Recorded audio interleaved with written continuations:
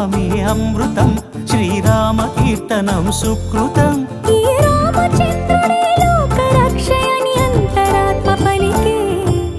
జగదానందకారక జయ జానకి ప్రాణనాయక, శుభ స్వాగతం ప్రియ పరిపాలక.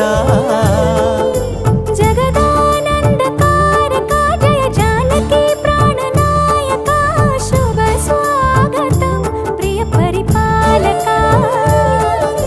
మంగళకరమౌ నీరాక, ధర్మానికి వేదిక అవుగాక, మా జీవనమే ఇక పావనమౌగాక.